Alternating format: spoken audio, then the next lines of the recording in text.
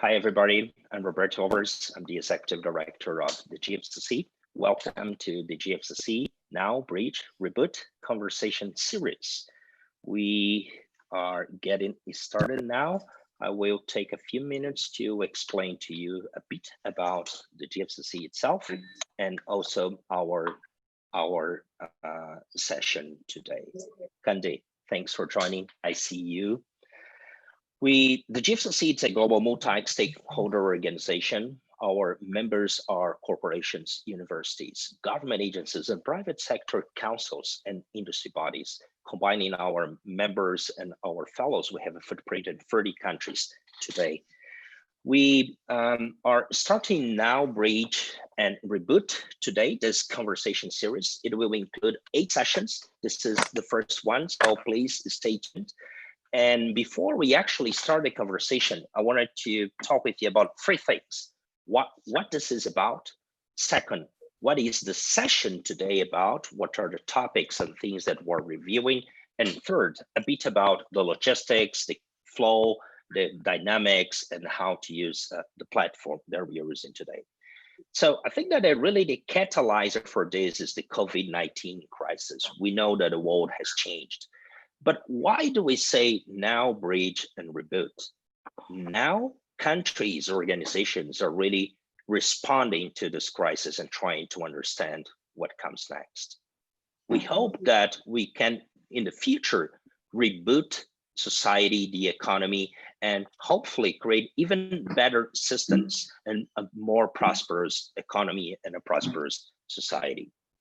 And in order to do that, we really need to bridge the now with the future. And that's because of that we call now Bridge and Reboot. So what do we want to do in this conversation series? First, we want to share ideas. Second, we want to foster collective thinking. We are all learning, and I'll be back to that. And third, we want to shape action.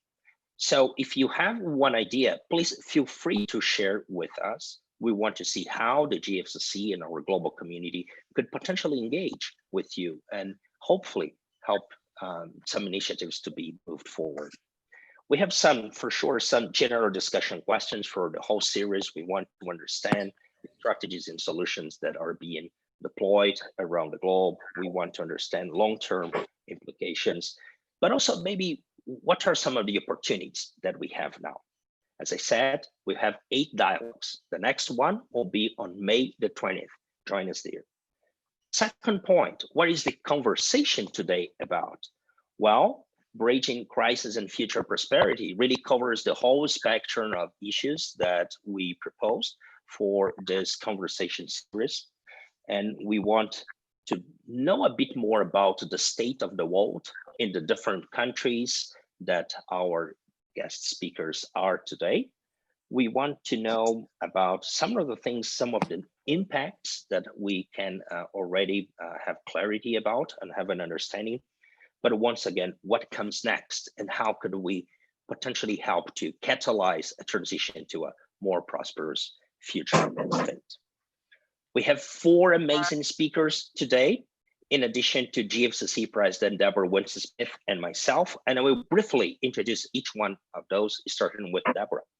Deborah is the president of the GFCC. She also is the president and CEO of the U.S. Council on Competitiveness, a nonpartisan leadership coalition of CEOs, university presidents, labor leaders, and national laboratory directors in the U.S. Deborah had an outstanding career in the U.S. government. She worked for more than 20 years in the U.S. government. She was the first Senate confirming Assistant Secretary for Technology Policy in the U.S. Department of Commerce and did things like overseeing the implementation of tech transfer offices in the United States. We have happy and lucky to have Chad Holliday as our chairman in the GFCC. Chad has a fantastic career in business. He led DuPont, where he was the chairman and CEO. After that, he was the chairman of Bank of America. He sits on the boards of different companies since 2015. He's the chair of the board of directors of Royal Dutch Shell. We have Hiro Ichiguchi coming from Japan. Hiro is the co-founder and chief executive of the Japan Innovation Network. That is a nonprofit that was created to accelerate innovation in Japan back in 2015. Prior to that, he was the executive managing director of Japan's largest public private investment fund, and he was a global partner for Mercer Consulting. We have come from Portugal. We have Professor Isabel Gil. Isabel is the president of the Catholic University of Portugal. She's a full professor of cultural studies, and she's the first woman ever to be appointed as the president of the International Federation of Catholic Universities. And finally, we have Kande Yunkela joining us from Sierra Leone. Kande, it's a member of the Parliament of Sierra Leone. He has been shaping a lot of political transformations in the country and working on that. He had an outstanding career in the United Nations, where he was an undersecretary and was the Director General for the United Nations Development Organization. And Kande also co-chaired, together with Chet Holliday, the Sustainable Energy for All initiative. So amazing speakers today. I think that we will all learn from them, and this is really the spirit of this conversation. Finally, just to review the logistics with you, after my brief introduction, I will turn to Deborah. She will make initial remarks, and then in a sequence, we'll have each one of our guests speaking, sharing their thoughts with all of you. Each one of them will have like 5 to 6 minutes. We really want to give time to our speakers to share their perspectives, their thoughts, their experiences, and their learnings. Deborah and I will facilitate a conversation. We will collect and curate questions coming from you. Please use the Q&A feature here to provide questions that we can address in this conversation. If you go to the bottom of the page, there's Q&A. Use that feature to provide your questions. The chat will be here. We'll be using the chat with speakers. So once again, please use Q&A. This whole session will last for 90 minutes, an hour and a half. We will tweet about this conversation and the whole series. We're using the GFCC Twitter handle. It is @THEGFCC. So please join the conversation in social media too, and feel free to engage with us. The session is being recorded. It will be available afterwards for colleagues who do not have a chance to join us at this moment. Before we get started, I just wanted to share two quick ideas with you. The first is that this is an unprecedented time. I would say that this is a time of exacerbated uncertainty. So in some way, facts are unfolding. There are lots of things that we don't know yet. And exactly because of that, we see value in this type of engagement, hearing different perspectives coming from different sectors, from leaders that are driving the response and especially thinking about the future in different parts of the globe. And the second idea is that in some way, we are all partners in ignorance as we're learning more about the situation that unfolds. What we want to do here is once again to give time to our speakers to share their thoughts and really to provide an environment in which we could learn what they have learned. I think as we are all learning, what have you, or distinguished speakers, learned so far? What are you expecting to the future?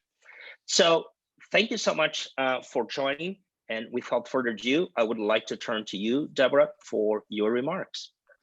Thank you, Roberto. And let me add my welcome to everyone on the line, as well as our distinguished panelists for the first in our series of GFCC conversations. As Roberto has said, we are living in absolutely unprecedented times, and I would characterize the uncertainty and the unpredictability of our lives with sort of a few other major trends that are underway. And the first is really the disruption we're all feeling in every dimension of life, economy, as well as our families. The second is divergence, because we're seeing a lot of different strategies and responses and ways to deal with the COVID-19 global pandemic. And we're seeing decoupling. We're seeing decoupling of supply chains, relationships, partnerships, as well as in our respective countries, how different sectors are responding and coming together and not coming together to deal with this tremendous challenge that has changed our lives. And then the last is probably what we've been hearing a lot, and many of us are living as well in business, is deglobalization. So I want to just give a few overarching thoughts and share some comments about the United States perspective as well. We have seen how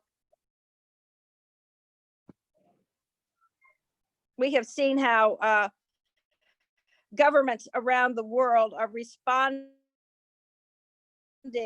to the COVID crisis in different ways, everything from very extreme, somewhat authoritarian lockdowns to more loose strategies such as Sweden, and then in between with various outcomes.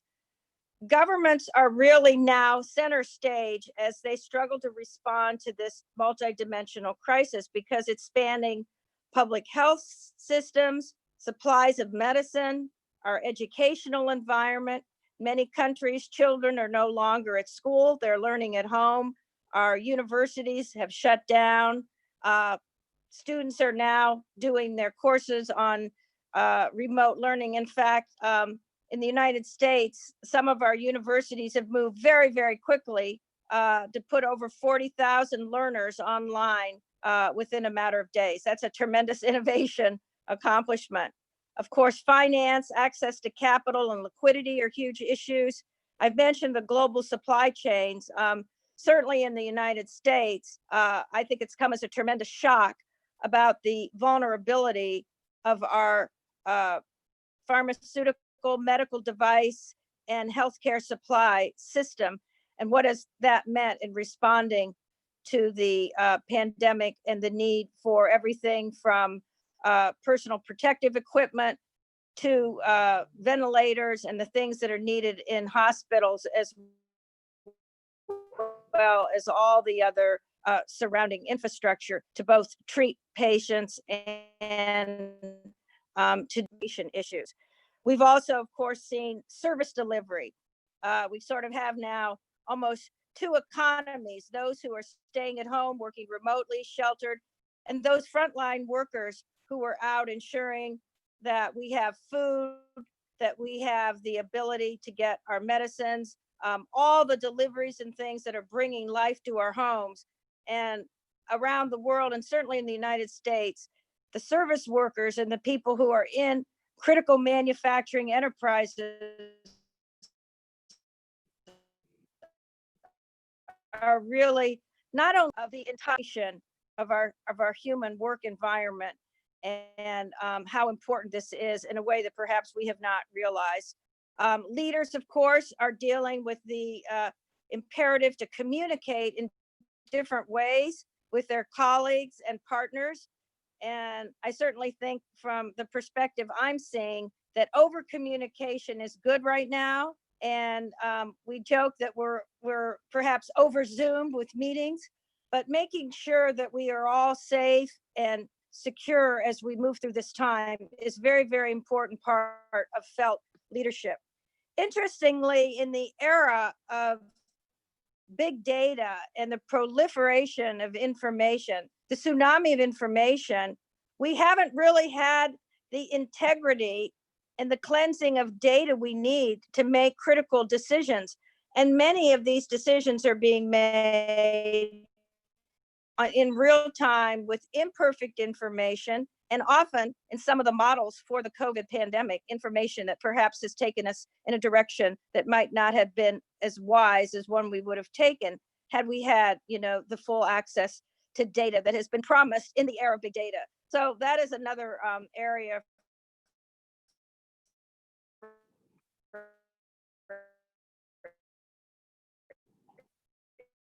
innovation in this living now, with layoffs, tremendous stress on our economy, has taken some immediate steps to shore up small and medium-sized businesses.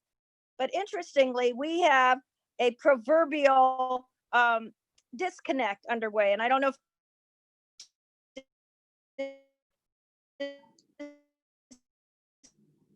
disconnect's the right word, but from rights and of the federal government and what we call states' rights.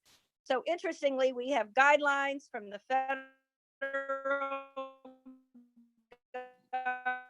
government, from the administration. We have both political parties that are step form way. We have some states that are beginning to come back to work a little bit, others that are still on lockdown. And we have a Congress that is unfortunately very partisan and not moving forward in concert, as we have in other times of great national crisis. So these are some of the challenges we're facing in the US in terms of the immediate dealing with the COVID pandemic. However, the excitement is tremendous. Innovation is underway. We're seeing this in our universities, we're seeing it in our national labs, and of course in large companies, as well as the entrepreneurial economy. We're seeing a plethora of new products emerging, co-development. We're seeing large corporations that have been repositioned to make things such as ventilators and products that have been vulnerable because of the decoupling of our supply chains and the manufacturing of critical infrastructure that left the United States. So with that, we think of the innovation capacity of our nation, our partners around the world. It is a time of great opportunity. I think many of you are aware the Council on Competitiveness has launched over a year ago our National Commission on Innovation and Competitiveness Frontiers. And while this is very much focused on the future, what are going to be the next drivers of productivity and inclusive prosperity, we are in effect dealing through the commission with many of the strategies and challenges to rebuild our economy. But very importantly, think about the next economy. And I want to give one example. A week or so ago, we had a Zoom session with over 40 university presidents in the United States. And they were sharing, of course, what's going on in their respective environments and many of the steps they're taking to ensure, hopefully, they will be able to open this fall while continuing remote learning.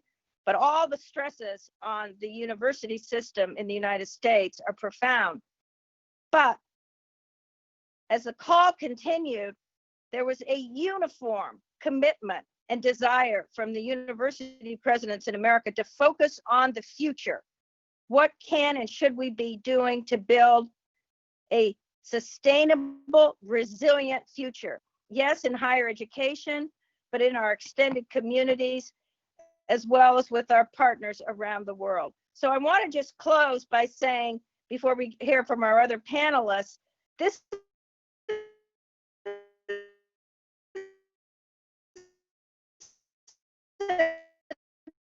time for it's a whole new generation of public-private partnerships and partnerships that extend outside of our boundaries and borders as nations. And three, this is a time for optimism because we know humans are innovators. We've had huge crises in human history. Interestingly, so many of them have been related to human health. And without human health and the security of health and the confidence, we will not see the economic growth and prosperity that will come from all the innovation that we're co-creating together. And through the GFCC, our work is more important than ever because we're all about coming together, working together to create a sustainable, prosperous economy for our citizens and the globe. So thank you, and we look forward to the other panelists and the discussion today. Thank you, Deborah. Chad, I'll leave Deborah's optimism with you. The floor is yours. Roberto, thank you very much. Deborah, thank you for those comments. I think you framed the subject extremely well. Today, I'll add 3 points. One around who are the stakeholders in this endeavor we're in. 2, how do we restart the world? And 3, some more specifics on how the energy industry is dealing with this and how that industry is thinking about the restart. I think more than ever before dealing with stakeholders, we understand everybody that's critical to our success. And before we talked about communities and we talked about our customers, our suppliers, employees, obviously the owners of companies from a business standpoint, but never before has it been so true and so critical in what we're doing. So I think I see a new awakening around what stakeholders are really about and how we must take them into account. Because we know, so for example, in manufacturing organizations, if the communities around those plants can't be successful and safe during this period of time, how does the plant operate? And so I think there's something very positive that can come of this. And we need to be sure that we are recording and learning from it and not seeing it as just a one-time event because of this, but how do we include all stakeholders much more completely in the future? Second, going to the restart. The really astute companies are focused right now on how they restart, at what pace they restart, and are not assuming that anything goes back to normal. And that is the most difficult part, because everything about us as humans wants to turn to all the history we have and say we will use that to focus us on the future. I don't think that will work. So the companies that I'm associated with are right now thinking about what does the restart look like? How do we make people feel comfortable with that? How have we maintained our employees during this period of time so they will be with us for the restart? I serve on the board of a hospital group, and we've guaranteed all of our employees 70% of their income so they'll stay with us during this period of time. Because although it's illogical that hospitals would be underutilized, they certainly are, because all the more traditional procedures have been delayed either by government order or just because of fear from people. So for a hospital to restart, it must be thinking about, how do you keep the staff of doctors and nurses and other technicians necessary for that to happen? So I believe every organization is going through that. What we have learned from this is resilience. And as Deborah knows quite well, at the council, we did a major study on resilience and how important that is at a time of major discontinuity. So the companies, as they think about their restart, they will think about what was really resilient about their systems and paid off for them and what wasn't. And they won't forget that. They will, in the restart, they will take that into account as they move forward. So I believe that's critical, that we're all being creative around that approach. And third is the energy system overall. Sometimes we forget because we take it for granted, but the energy system of functioning effectively through this crisis has been critically important for the world to be a success. We would not be having this call today if the utility industry wasn't providing electricity to all the services that are necessary. And we sometimes take that for granted, but just like other industries have stepped up, I am so pleased to see the energy industry has stepped up and made sure supplies continued through this very difficult period of time, although it disruptive. If I could just use a few examples from Shell, the company where I serve on the board, we have 44,000 service stations across the world, more branded service stations than any other company out there. Only 140 of the 44,000 have been shut through this period. An amazing effort by our people to keep those facilities open so emergency services and critical transportation infrastructure would have the energy they need to keep serving people. Secondly, if you look at those 44,000 stations, in a local basis, they have been repurposed. This wasn't some corporate directive to repurpose.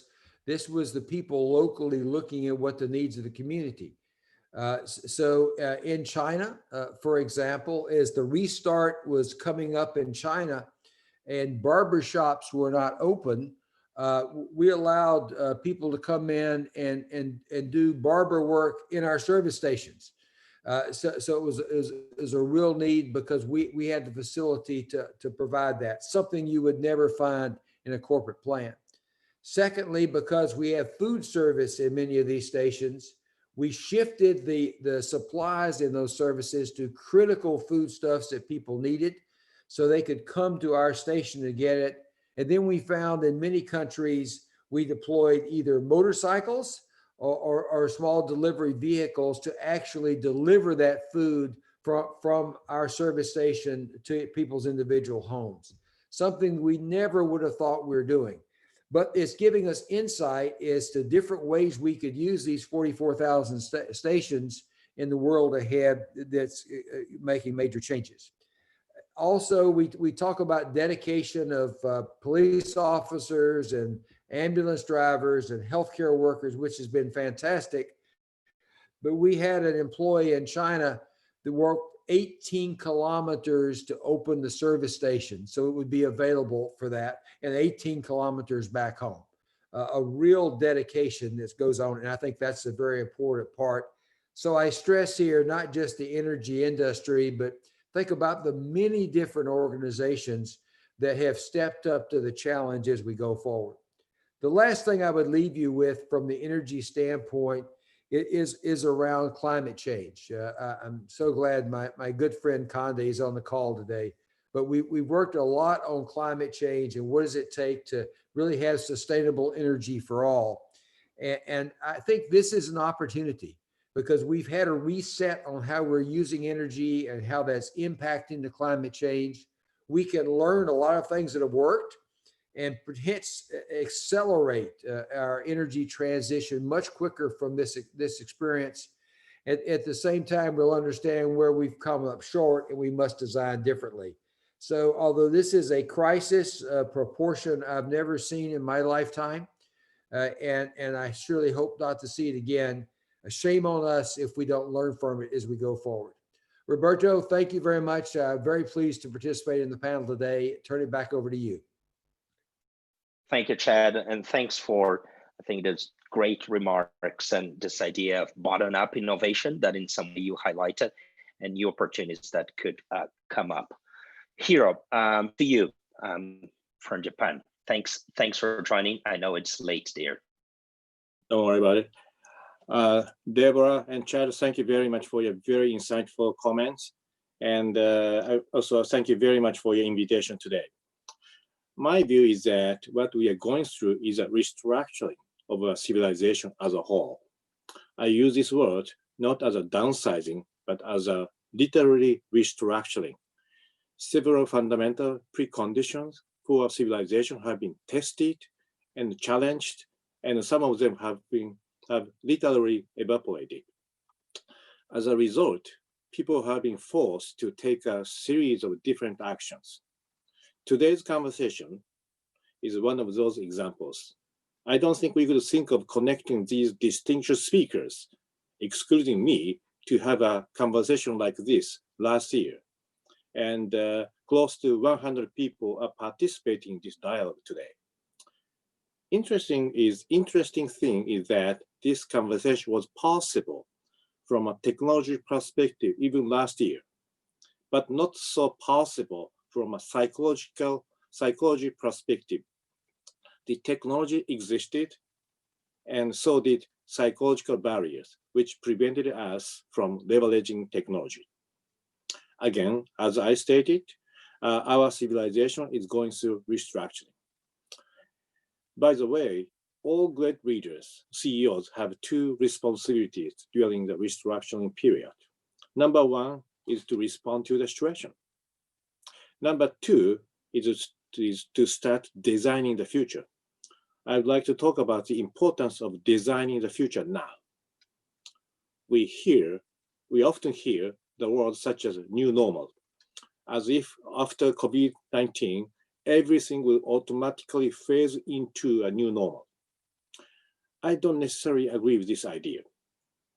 Contrarily, there is a high possibility that the situation will simply bounce back to the point before this pandemic started. It is because many industries do exist based on preconditions, and it is much easier for their business to see that everything will bounce back to where we started. For their business, it might be better for all of us to bounce back to square one. However, is it really a good idea for our civilization and the planet? The irony is that this planet, I'm learning, by the way, every day, the irony is that this planet itself can live on even without our civilization, unfortunately. However, our civilization doesn't need this planet to continue its journey. Then the real question is, what is a future civilization we'd like to design? Since all nations are facing the pandemic as a human being at the same time, having a different idea of the future may be counterproductive in the long run. And I'd like to avoid that. By the way, all nations have agreed to pursue global goals or SDGs in 2015. And new global standard, innovation management system has become the ISO global standard last year. This is really to help existing organizations to become more innovative by introducing a new management system to keep innovating within and with other organizations, within the organization, and by working with others. So with these latest development, I think purpose-driven innovation is the answer to design the future. We have to agree and design a new purpose for civilization. And Chad just mentioned the keyword repurpose of the gas station. It's a wonderful story. I love it. And however, we have to really to agree and design a new purpose or for civilization, for stakeholders, for others. We also have to agree on the game plan to make it happen. This is the first time for all nations to experience the same pandemic at the same time at this scale in recorded history. So we need to work together to create a better civilization together. I keep using the word civilization today because this is a really civilization matter, I think. It's not, it is about the people, it is about society, it is about nation, it is about region, but as a whole, I think we are really looking at our civilization as a whole, because this civilization is going through the restructuring as we speak. So I think it will be too late to begin such a planning discussion, design discussion by waiting for the end of the pandemic. It will be too late. I think even during the wartime, good leaders start working on the future, even during the wartime. With that, I think we need to start design work now without waiting for the end of pandemic. The design has to start right now. Thank you very much.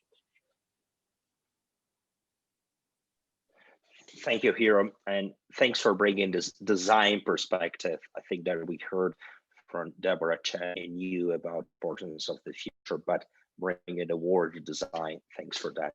Isabel, the floor is yours. I really love your library, and we all love your comments. Thank you very much, Roberto. Well, we were just saying earlier that we have everything we need. We have the angels, nature behind Hiro and books, and this is what civilization is about. But first, I want to say thank you for having invited me to share some thoughts on the moment we live and how to move forward. And I want to congratulate the GFCC on this conversation series, this action-driven conversation series, because I think this is absolutely crucial in the moment we live in, that we do not feel helpless, reacting to dangers, reacting to fear, but really taking hold, acting and moving forward in the conditions that we live in, and that the IMF has so pointedly called the Great Lockdown. And I would start my comments there. I think the challenge of the Great Lockdown is a challenge to our civilizational model, as Hiro was saying, to the notion of an open society in political terms, a society that is business savvy, that is focused on growth, on the free mobility of people, on free speech, that is inclusive.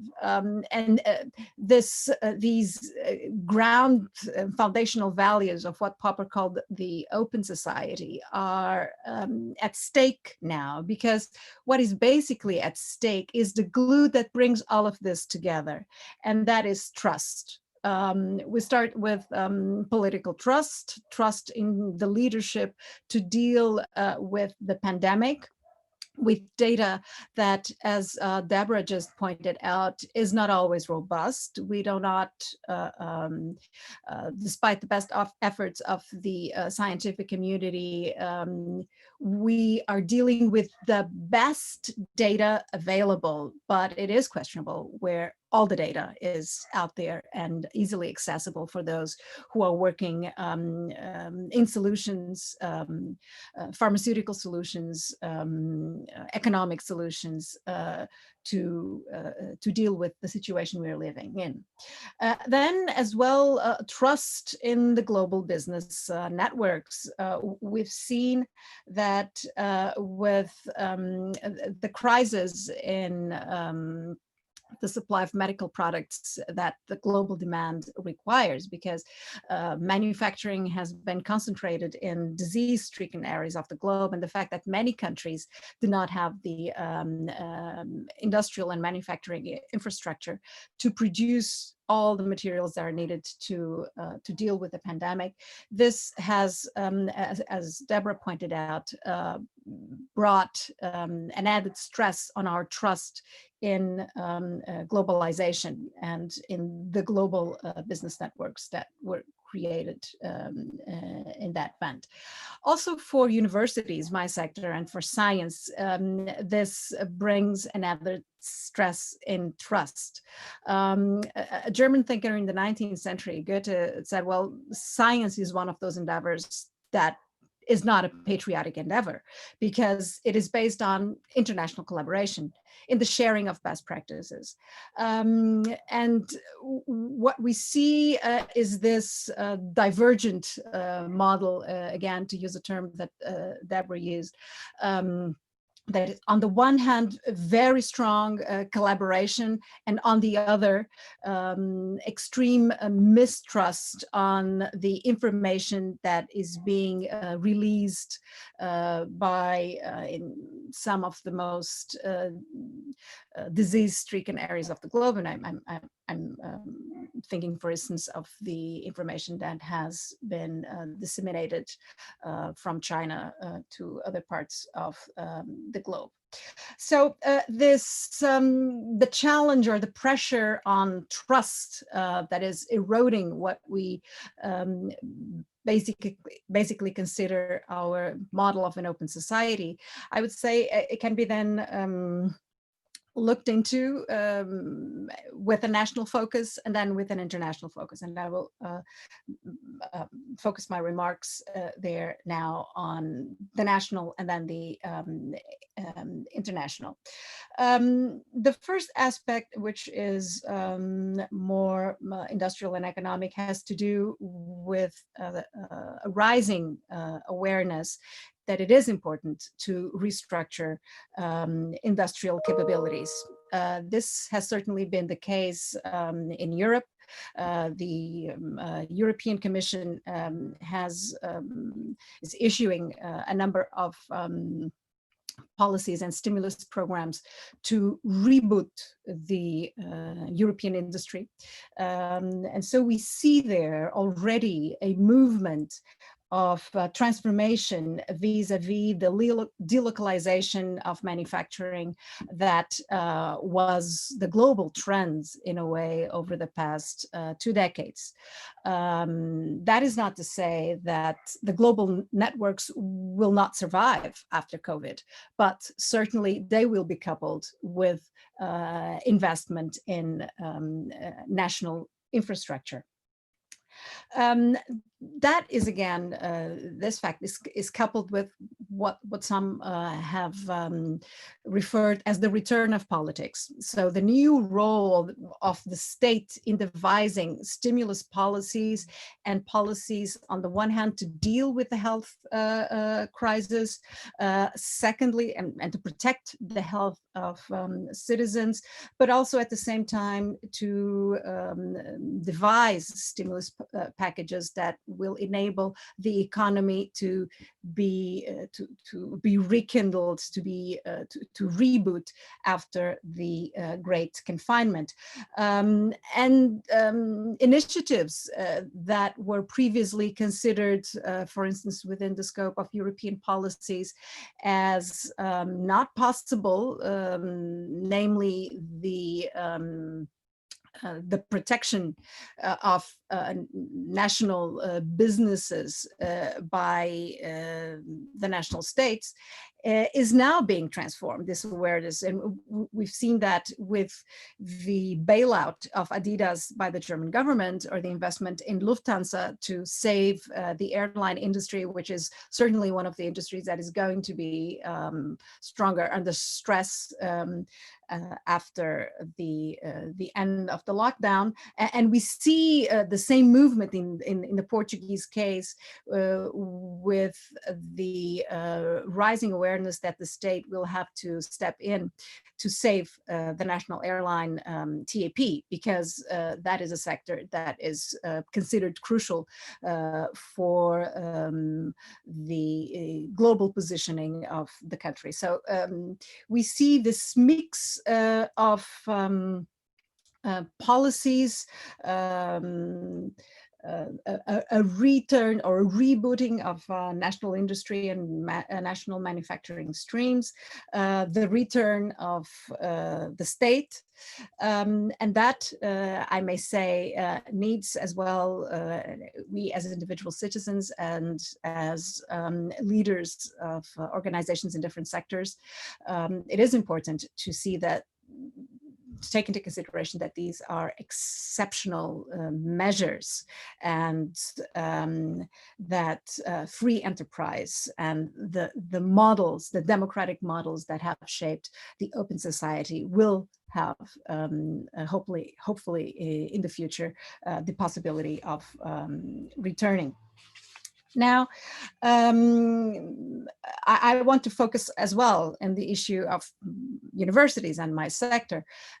We've seen that the pandemic is precisely creating a huge stress on universities that, as the term itself says, are global in nature. If they want to be relevant, they need to be projected. Their power and their knowledge and the knowledge streams that they create are positioned on an international scale. So I always say that our competitors are not national; they are international. That's where you position yourself, and that is coupled with, of course, a regular networking in research, also in the cooperation with industry and business that is not simply done on a local level, but that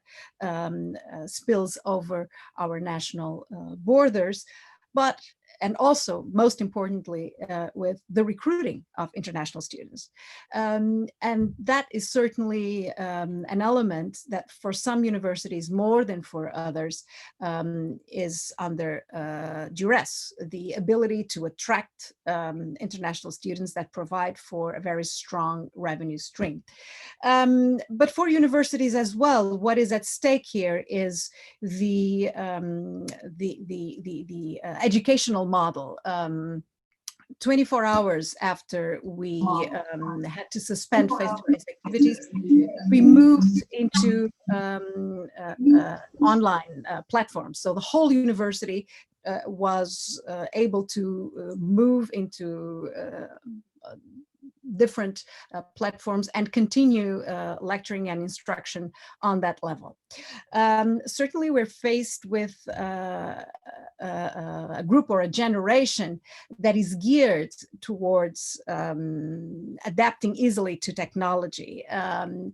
But there is something in our model of instruction, and that has certainly been one of the lessons learned.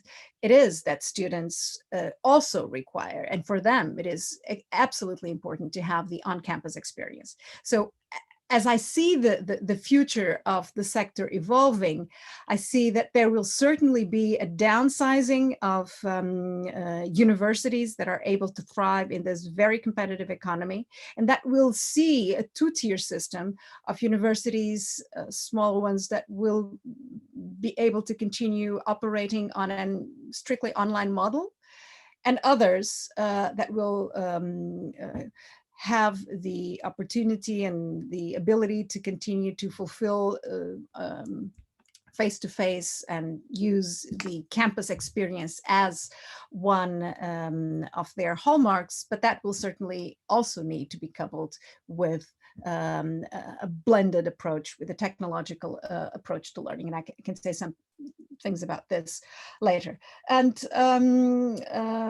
yeah, I will leave it at that, because in a way I mingled the looking in and the looking out, the looking out in my earlier comments, and we can continue afterwards. Thank you. That's wonderful, Isabel. I think that you brought this idea of model change for, so you cover several aspects, but this idea of a change of model, a model that is transforming for the critical industry as education, not to mention the society model and democracy. So thanks for that. Kande, I think that you can, Kande, I think that you can,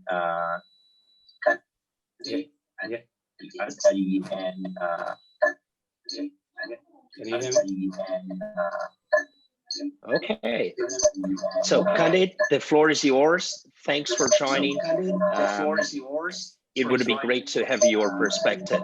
It would be great to have your perspective. Thank you very much.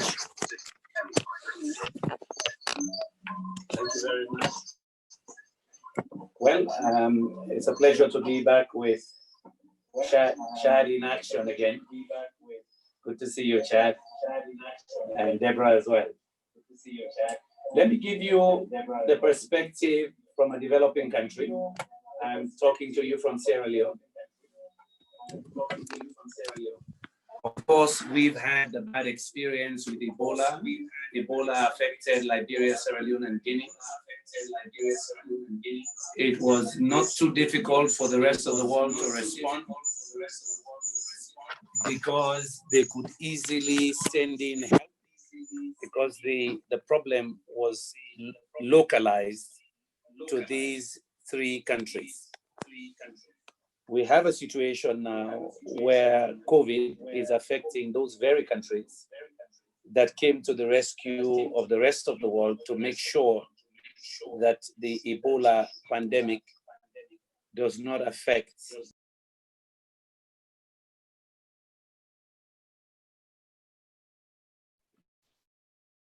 I think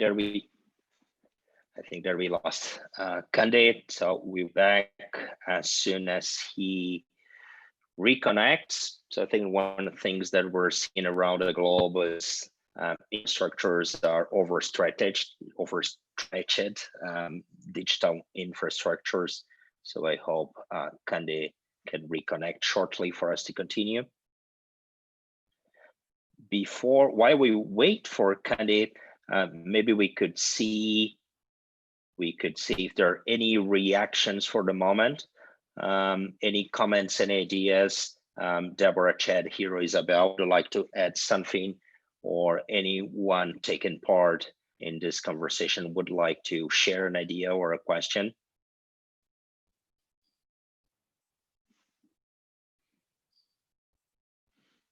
Okay. Here. Hero, would you like to say something? Yeah. Why not? Actually, I really liked everybody's comment, but also I think the fundamental theme I'm hearing is the need for let's say, the way we might, the way the world or the way we say might be different, but say fundamentally model change or repurposing.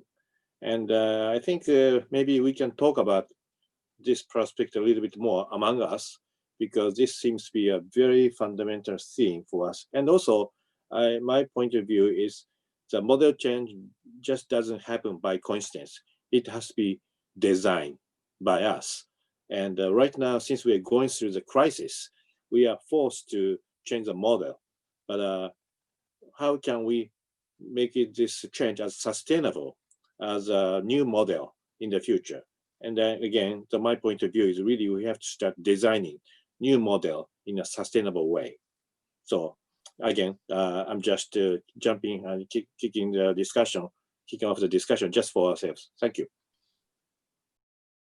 Thank you. Roberto, this Chad. is Chad. If I could build on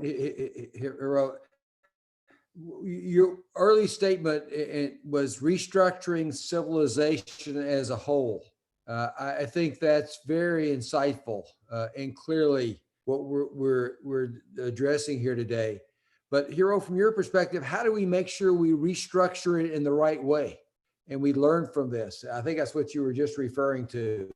And because go back to the other comments about politics and so forth. Oh, Kandi's back.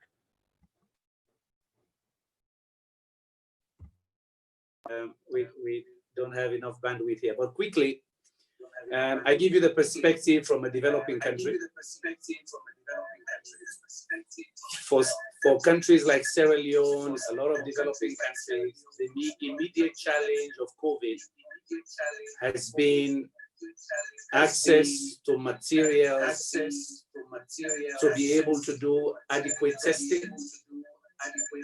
Second, access to immediate support to create fiscal space. Let me give you a context in Sierra Leone. When 2 months ago in my country, 7.5 million people, we had only 370 test kits and only 3 laboratories that could do testing.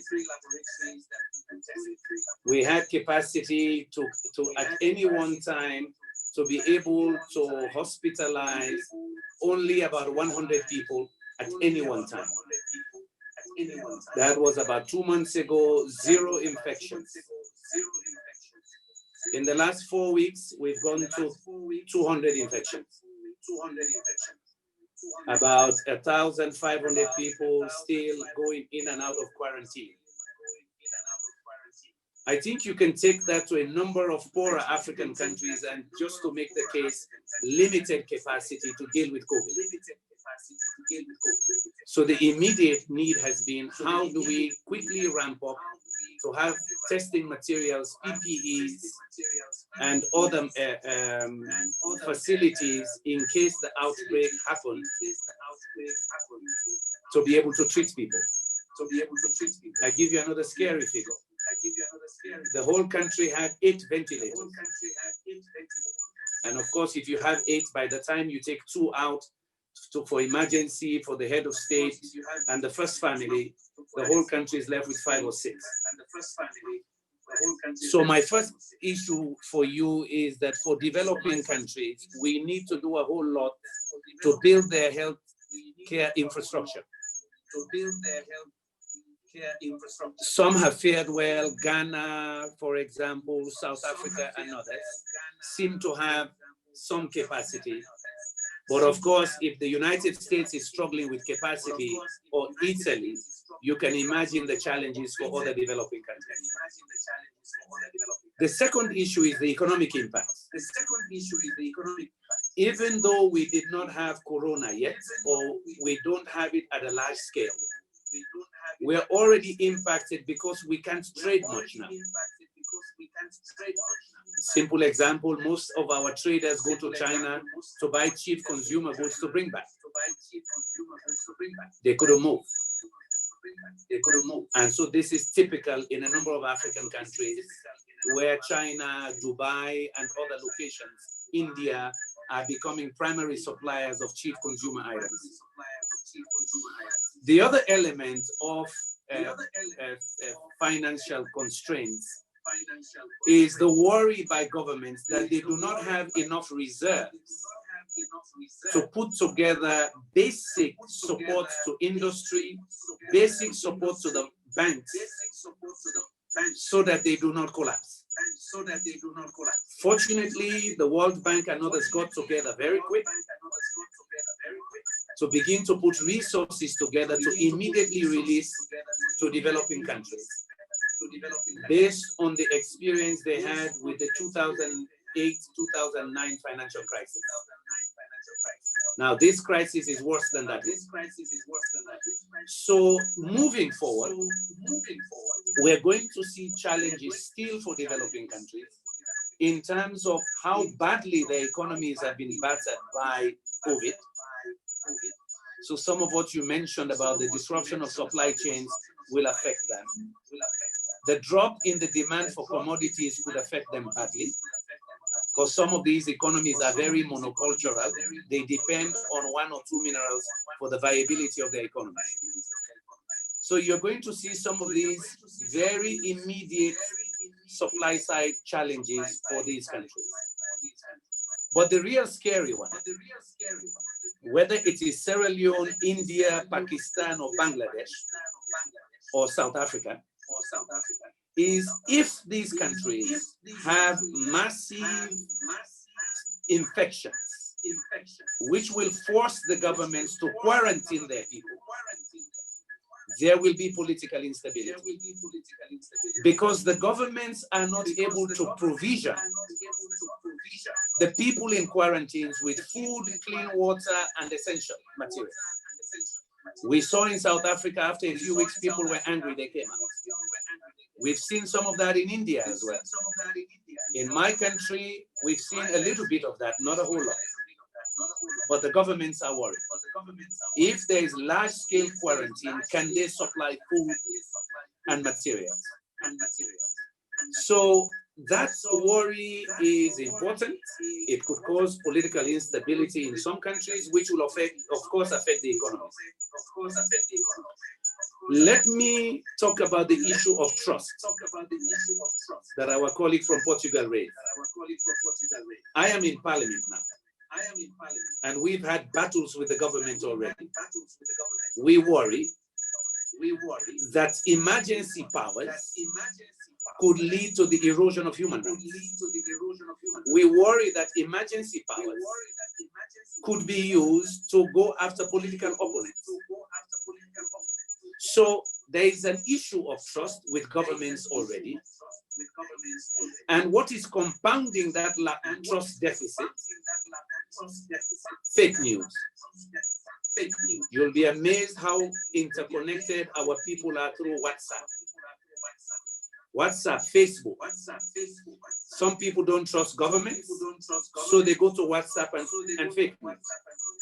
So when WhatsApp and Facebook says, with an erroneous posting, that 5G is responsible for COVID, yes, even in my country, people went out to burn down mobile towers. They did only one, but in some other countries they believe.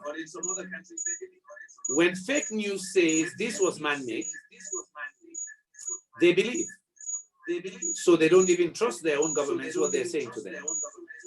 When fake news begins to give remedies that are not real, our gullible people who are not as sophisticated as you guys in the first one, they believe too. They start self-medicating.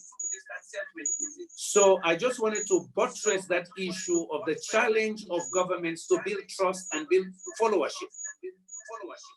Before this call, yesterday and today, I have been on the radio as an opposition leader, trying to support the government so that we build a unified approach to dealing with COVID. But let me touch on something Chad said about the energy system. Chad, I'm in many calls with Irina, with the Rocky Mountain Institute, with some other groups, Friends of Europe, and so on. There's a big discussion that as we reset or to use the word from Hero about building a new future, people are saying, isn't this the opportunity that yes, we move now to an energy transition where we build new systems that are greener, that will lower emissions significantly because we have 10 years to 2030. That's a big discussion now.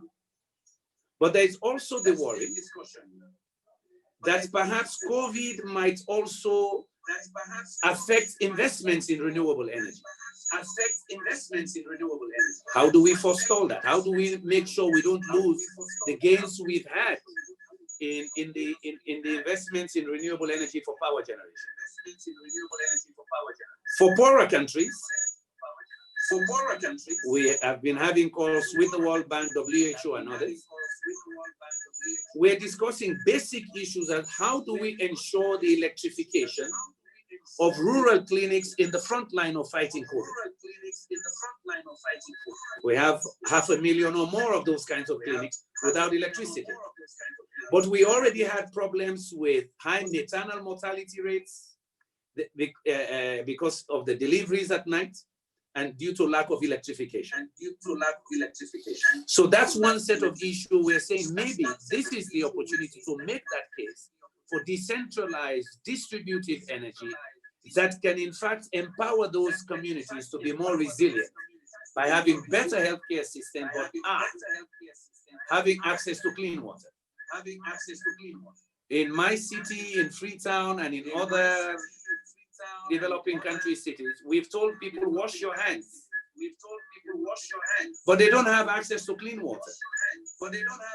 But you need the energy systems to pump that water. Finally, another discussion we're having, Chad. You remember during our tenure as chairs of the advisory group on sustainable energy, we started making the case together with Hillary Clinton and others at that time about the impact of household air pollution. Well, today, household air pollution causes over 4 million premature deaths annually, worse than HIV, AIDS, and malaria combined. And that is because they cause pulmonary problems. So in a discussion with WHO yesterday we were having, will COVID be worse in these developing countries because they have large numbers of populations that are using firewood and charcoal and have huge levels of household air pollution, which means they have pre-existing pulmonary conditions amongst women and children. And of course, WHO is beginning to do some analysis now about the bigger impact of outdoor air pollution as well, with pre-existing conditions that could make COVID incidents even worse. So, in conclusion, in resetting, as Chad said earlier, and in building a new future, as Hero was saying, can this new world now be more inclusive and ensure reliable, affordable energy services to ensure that, in fact, we can do better healthcare delivery and have a more resilient population and a more productive population because they have access to energy? Over to you.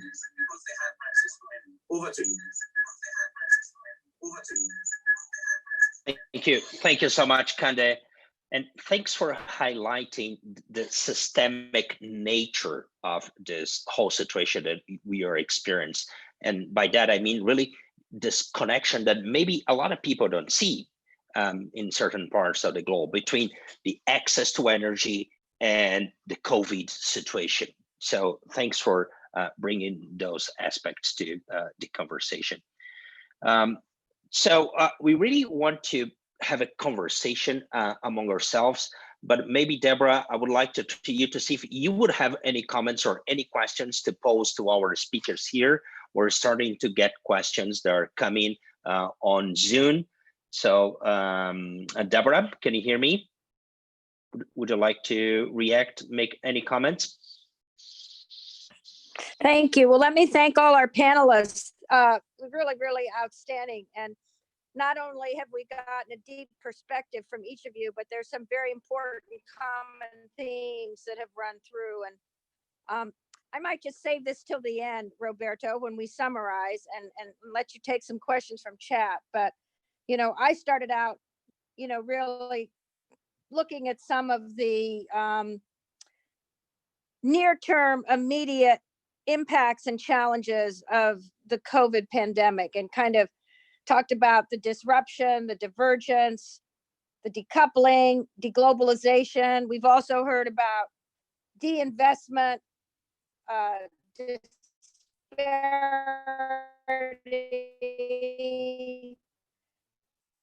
potential devastation. But then, which is where we ultimately want to go up, the imperative for future. And I would just like to throw out, because we did a lot of work on this actually at the Council on Competitiveness and had a webinar a week ago on the deficit of trust. We have to restore trust, because trust is the glue of civilization. And in order to do that, we're going to have integrity of data, we're going to have transparency, and we're going to have a redoubling down of dedication and a resurrection of devotion to rebuild this and create this new civilization.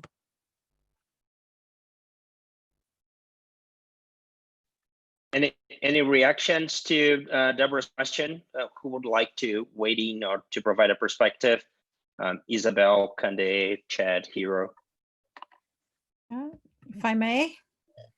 Sure. Just a quick reaction. Yes, I think what we require is also trusted brokers. Where we see this deficit of trust, we need to rebuild, and that was also very, very clear in Kande's assertion, comments. We need to build trust in our leaders. We need to build trust in our business leaders and our politicians. And we need to resort to the institutions that provide for this clue. Well, at this stage, I think science has a leading role in this regard, right? Scientists, health workers, which are on the front line of the fight against the pandemic. We are moving as the old-time seafarers as without seeing land, and we're sort of going about in the dark. There's so much we don't know about this virus. Yesterday, the World Health Organization was speaking of 15,000 genome streams for the virus that have been deciphered so far, but it's a tricky virus that we are learning and trying to find a cure as we go along. So as Deborah was saying, the integrity of data, no matter whether we still have our qualms and our issues about some of the information that is out there, I think science is one of those honest brokers, if we may put it that way. And we must look also to community leaders who are trying to tackle these issues related to uneven access that Kande was talking about. I would also say the media. The media works both ways. It's on the one hand, it is a trusted broker. It can also be a very unreliable broker. And it is important to make a distinction about the sourcing of information. And basically work to bring back trust in the system. Businesses, companies are also are pivotal in this regard. Isabel, we have a question from our colleague, Jean Madsen, Vice President for Research at the University of Auckland. And Jean really says, so universities have traditionally been major agents of globalization through the movement of students and academic staff. So really the question is, how could we keep that positive, sustain this positive drive and great societal benefit in this time and going forward? Well, what's your take? Well, my take is that in the face, that's one of the challenges that we have. That's for global mobility. Universities are about global mobility of knowledge and people and education streams. So I think we have to be inventive, adapt, and this is where technology plays a major role. As I was saying earlier, it doesn't take away from continuing the face-to-face campus experience, but certainly there are inventive ways of continuing, especially in the face of the deglobalization or this fear of internationalization. We can continue to do our work through technological platforms. Now, that requires investment in infrastructure, and the institutions that have done well have done this investment in the past.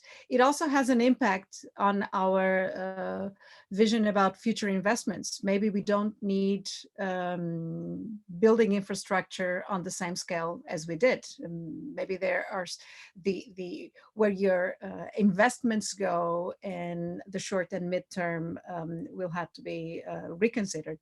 But I would see technology here as an important leverage to for universities.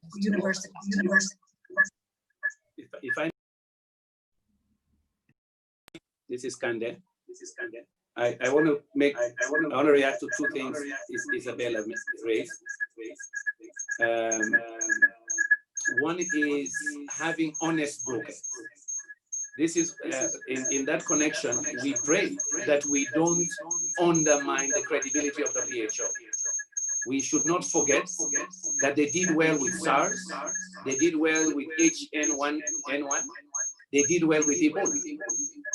Let us make sure that we don't erode the credibility of WHO in this very immediate short-term political interest, because it has been an honest broker for a long time, partnering with key research centers around the world and helping us deal with global biosafety. The second point is international cooperation, international scientific cooperation. So, I mean, Isabel mentioned that, and I think that joint learning as we go along in dealing with COVID is important. We need those who can analyze how the responses were done, how political decisions were made, what were the policies that worked. And as we plan this future, apart from technological issues, it's also the institutions we're building.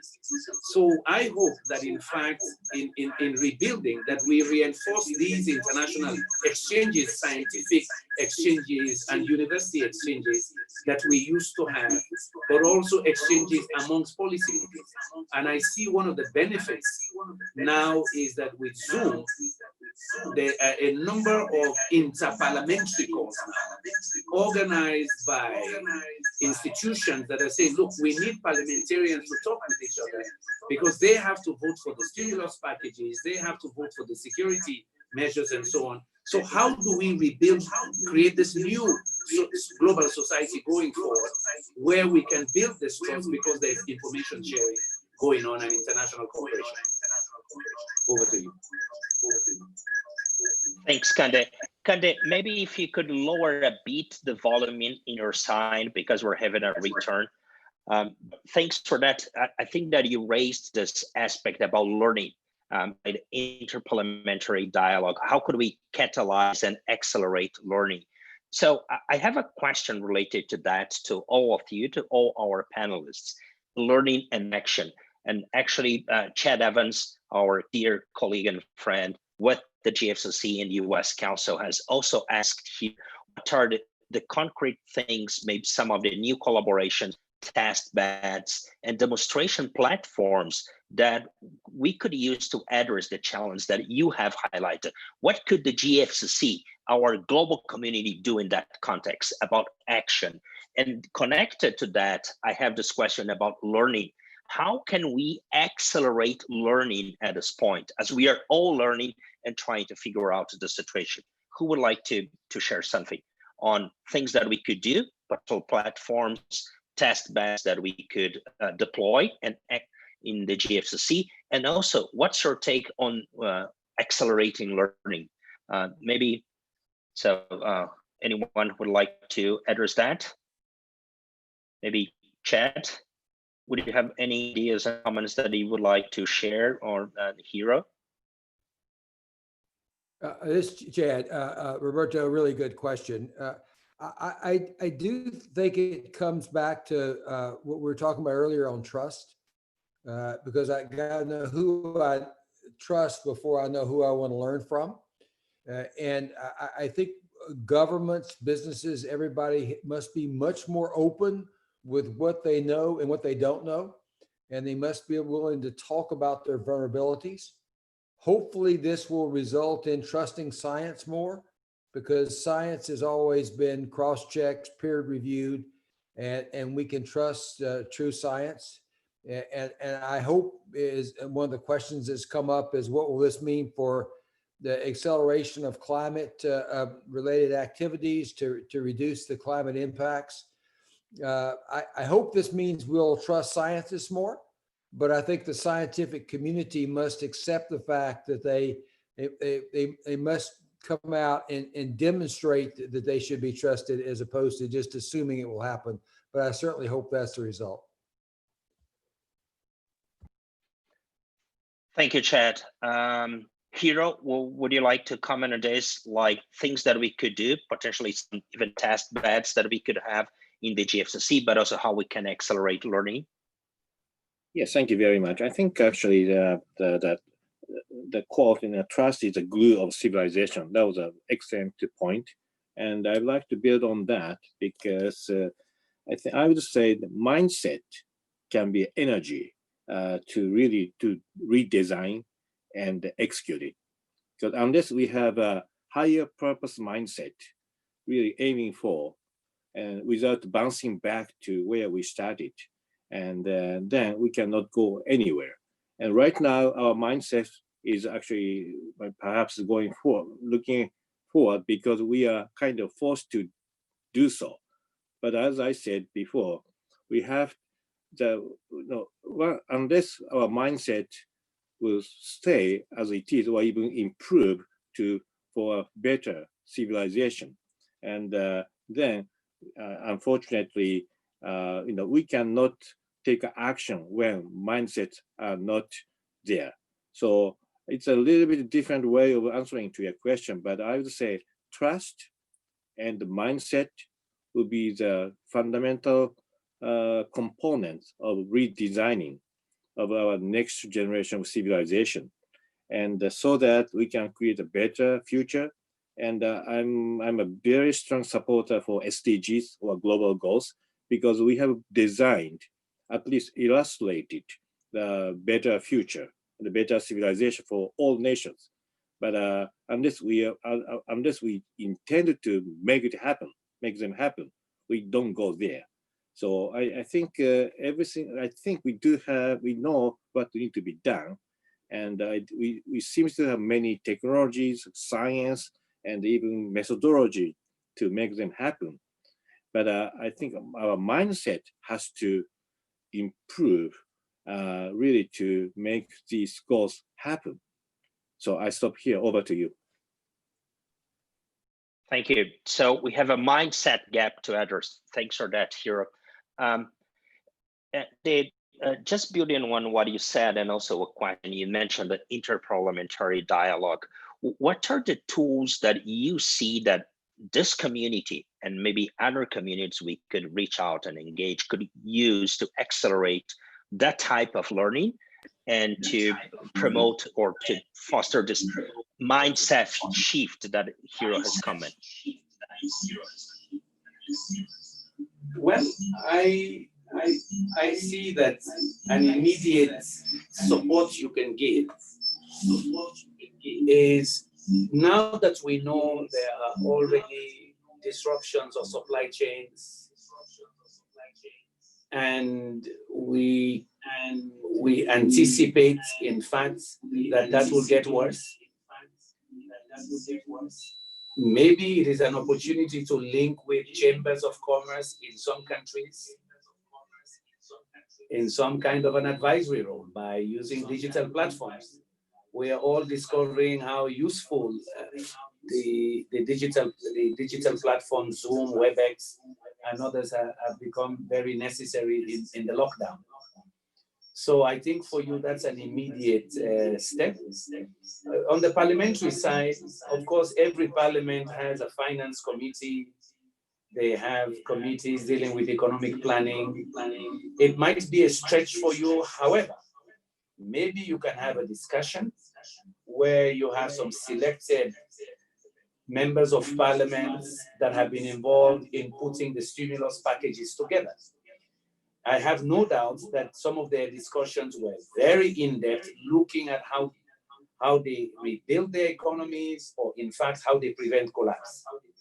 So there could be some thinking already now about building back differently. So I think that if you have a mixed call, where you have some of your GCF members and some of those from Europe, Japan, US, and the emerging economies, politicians who are on their finance or appropriations committee that have been deep in this discussion. One of the calls we had 2 weeks ago, organized by the World Bank and IMF, that's what they did. This is their own parliamentary forum. And they pulled in people who were dealing with stimulus package in South Africa, Brazil, other locations, just to talk about what they were doing in the fiscal space to prevent collapse of their economies and what they see coming down the pipe.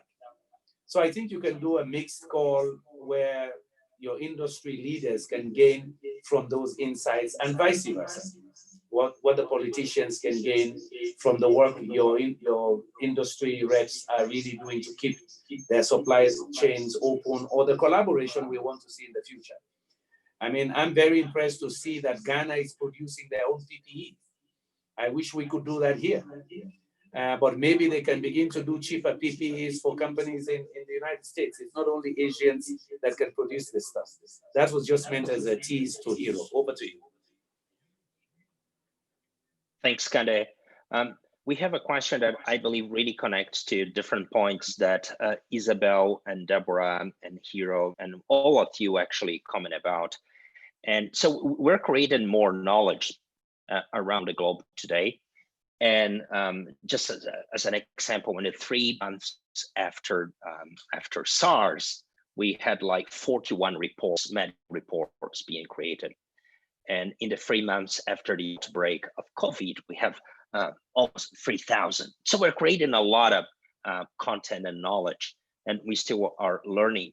But to what extent this more scientific literate society, or the creation of information and science, it's really being disseminated in social media and enlightening the discussion or not?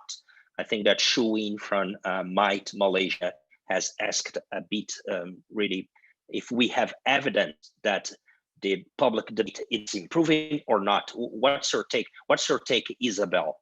Are we succeeding in enlightening the public debate?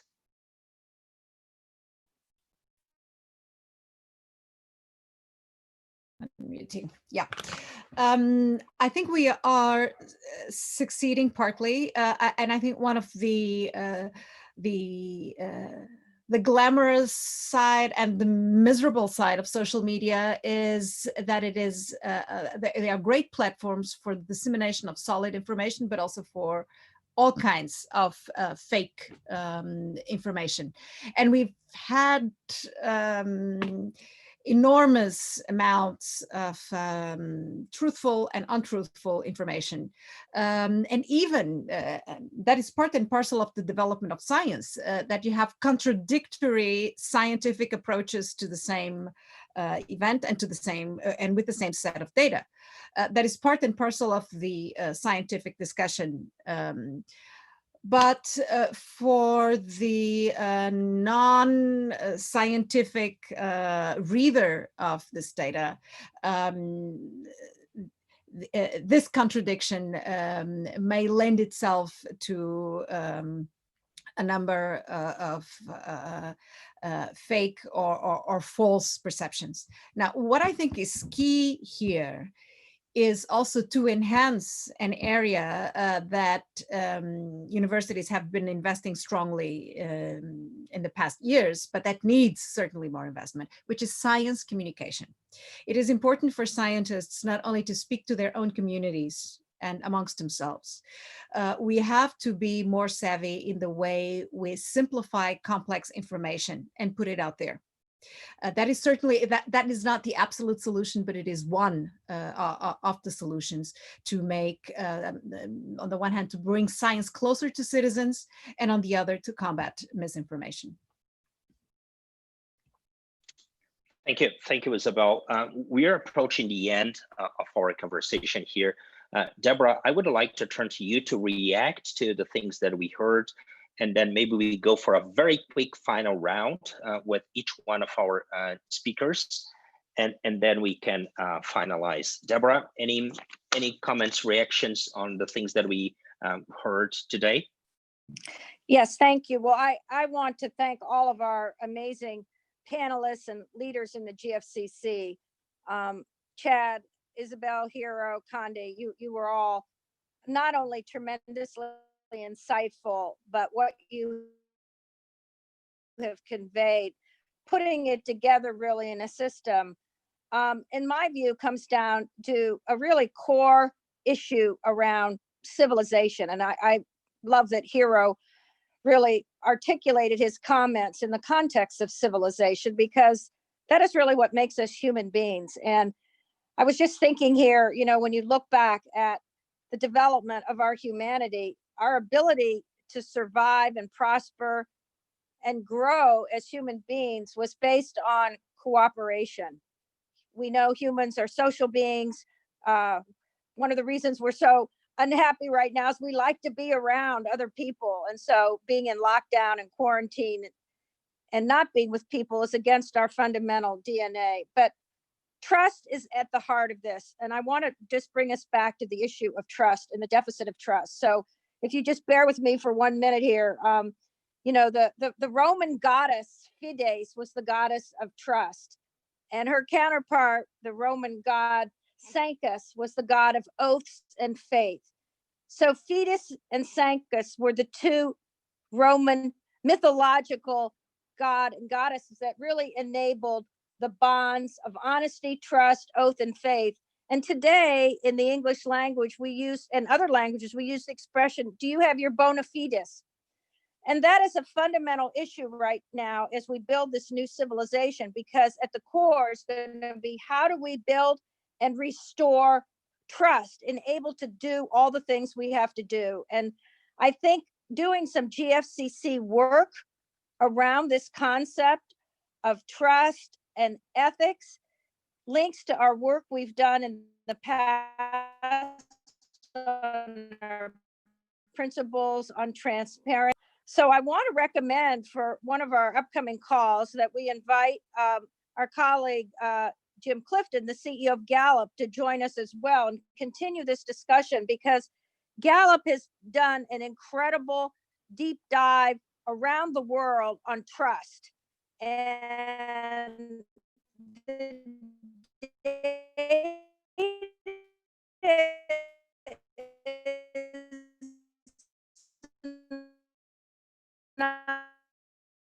not very good. Notwithstanding, our governments are losing trust, and the only institution, and media, governments and media have the highest quotients of lost trust. And so the real issue is, how do we restore trust? How do we build trust? And some case studies would be very interesting. And I just want to throw one out because they're members of the GFCC. And interestingly, in Europe, Greece has had an incredible success in how they have dealt with COVID and how they have built trust and engendered trust in how their government and citizens had dealt with this. And so there are many lessons to be learned, including the role of science. Because in the case of Greece, the main communicator of information of what to do and not to do was from a very respected scientist. And the population, granted it's a small population, came together around that and built trust throughout their communities, as well as other institutions, including the religious organization. So I would like to, recommend that we continue in this series the theme of Stone to designing the future and building a new capacity for growth, inclusive prosperity throughout the world. And I'm going to leave that, Roberto, as my final remark, and you could, the other panelists as well. Thank you, Deborah. So I really would like to invite you all to go for a quick round, like a minute, your take on this conversation, and then I'll take 1 minute just to close. We're running over time here. So Chad, would like you to go first. Roberto, thank you very much. Again, this has been an excellent exchange, and I encourage you to do more. My congratulations on you starting it off. What struck me is we've had an hour and a half on COVID-19, and we haven't talked about COVID-19. We have talked about all the major changes that may occur in the world as a result of this. And I think that's why this has been such a useful call. But it is massive because of the simultaneous way this crisis has hit the entire world. Shame on us if we don't take advantage of the change that's possible from this. And that's what I'd like us all to take away from it. We must not let, when this is solved, let's go back to business as usual. We must learn from it. Thank you. Thank you, Chad. Hero? Well, in 10, 20, 30 years, I'm sure we'll have a book called People in 2020. Okay, Leaders in 2020.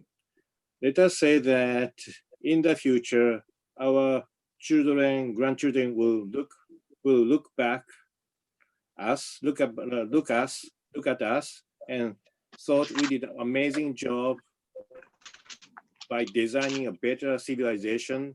And thanks to people in 2020, we have a better life. I hope our future generation will say that and thanking us, from the future. So, but we have to work a lot to make it happen.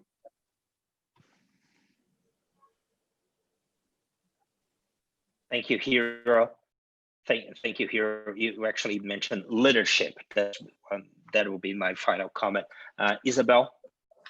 Well, thank you, Roberto and Deborah, it was this session highlights that the future lies in global collaboration. And I think the insights we had from the panelists really show that there is not one solution to the crisis. It's going to be a mix, and that we have to be attentive to the global diversity and to the singularity of each situation, but also be willing to continue to work together.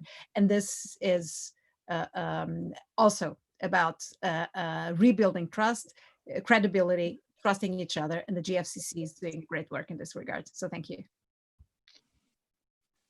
Thank you so much, Isabel. Candid, your overall thoughts on this conversation and say what we have learned. We have learned that we are still very interconnected. If one part of the world solves the COVID problem and the other part becomes an epicenter, we will all still be at risk. So in rebuilding the new future, let us make sure that there is global solidarity, global cooperation to ensure that we have inclusive growth and development so that we have a more peaceful and stable world. And indeed, we have an opportunity here to also promote energy transitions, which will underpin this new economy that we'll see post-COVID as we go forward. Thank you. Thank you so much, Kande.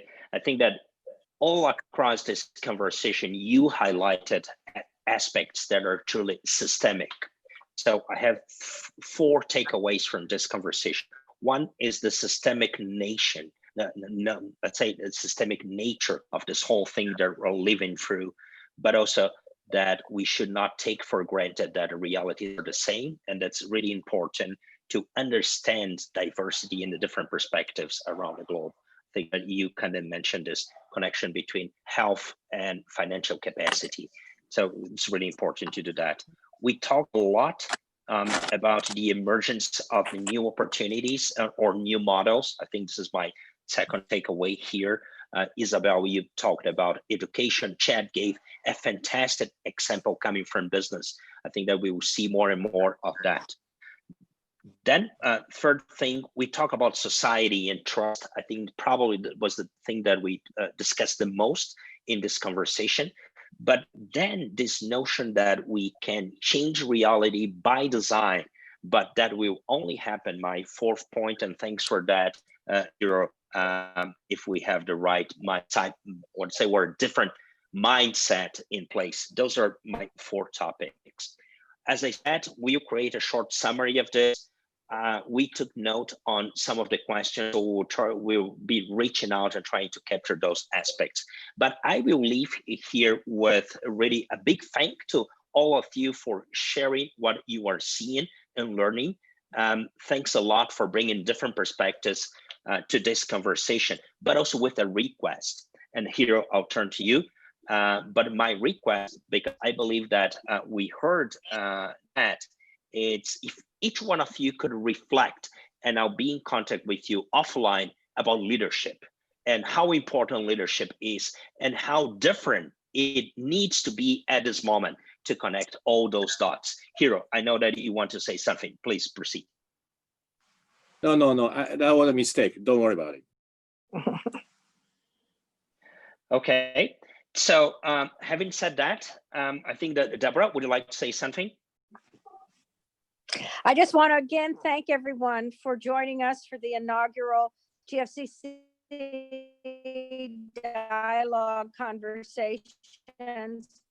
It was richer and more rewarding than I think, but it underscores the fundamental importance of this organization that we launched in 2010. I know that many of us were looking forward to all being together this November in Australia for our annual meeting and the Global Innovation Summit. The good news I will share is that we are going to be together in November, and those of you who are with us today as panelists and others participating in this webinar, we hope you will be with us as well as participants and speakers for a virtual summit. We're going to take advantage of technology and connectivity to be able to come together to continue the discussions that we will be building up over this series between now and November to carry forward the work of the GFCC. We care about our countries, we care about our communities, but all of us care about our world, and working together, we can both redesign, reboot, but I think very importantly, innovate to a sustainable, inclusive future for all of us. So thank you, Roberto, for your leadership. Roberto's down in Brazil. We are truly global today on this conversation, but how we're doing our work. So I want to really commend you, Roberto, for your leadership in developing the concept and designing this fantastic series of GFCC conversations. And so I wish everybody health and safety and well-being. And I will say, I look forward to being together in person in due course. So thank you so very much. Thank you, and thank you, Deborah. And I have a final ask. If you could turn on your cameras, if you could turn on your camera, Deborah and Chad, we'll take a group picture here, a virtual group picture. Let me, Deborah, and see. Yeah, let's wait for Deborah. Yeah, so here we go. Yeah, I'll share that with you. Thank you so much for joining. You all panelists, you hear from me with this request on your insights on leadership and what's changing now. And for all of you who are watching us, please take a note. We'll be back on May the 20th. We're having a conversation on response, really focusing more on the short term, looking at for different lenses, all connected, as we learned today, health and economy and society. Thank you. Bye. Thank you. Thank you all. It's wonderful.